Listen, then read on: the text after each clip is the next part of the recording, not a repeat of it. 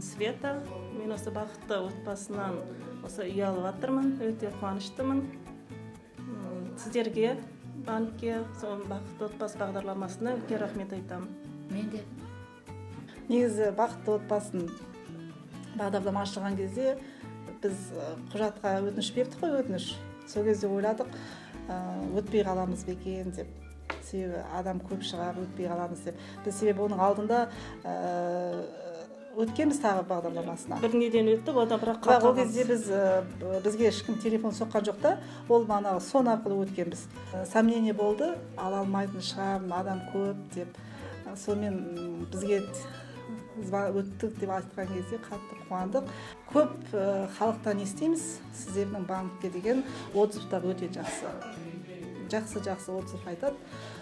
Осы банктың көрсететін қызметіне, кез келген консультантына біз алғысымыз шексіз. Шынымен де, себебі өзімде сондай бір үй алғаннан кейін, ол кезде де маған сапалы қызмет көрсеткеннен кейін, кез келген түсінбей жатқан мәселеміз болса, кез келген уақытта телефон соғып, өзімізге қажетті жауапты консультанттан ала аламыз. Сіздерге үлкен алғыс айтамыз. Осындай мемлекеттік қолдау, бақытты отбасы, осындай банктың болғанына шынымен де біз қуаныштымыз.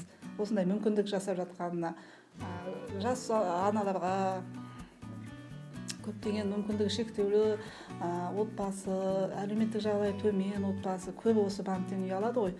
Сондықтан алғысымыз шексіз банкке. Негізі біз көп жерде боламыз, енді оқытушымыз ғой. Сол кезде үй жоқ азаматтар айтып жатады да, үй ала алмаймыз, қайдан үй алуға болады деген сияқты. Сол кезде енді мен өзімше кеңес беріп айтам, қандай да пайызға дейін осы банктан келіп кеңес алсаңыздаршы деп. Негізі мен кеңес алып сіздердің банктен, енді біз айтқаннан бөлек қой сіздердің қызметтеріңіз. Сіздердің алғашқы банктың мүмкіндіктерін біліп жатса, ол кісілер шынымен де үй алуға болады. Тек қана біздің халықта мынау банктың мүмкіндіктерін, ашылып жатқан жаңа бағдарламаларды білмей жатады. Сондықтан байланыста болса, шығып жатқан ақпарат оқып жатса, немесе сіздерде болады ғой консультанттар, ылғи да сол кісімен байланыста болып жатса, онда үй алуға мүмкіндік болады. Содан кейін сіздердің жақсы ұнайтын жағы,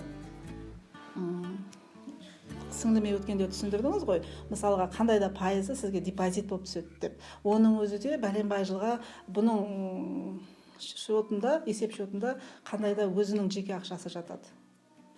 Ол да өте тиімді деп ойлаймын.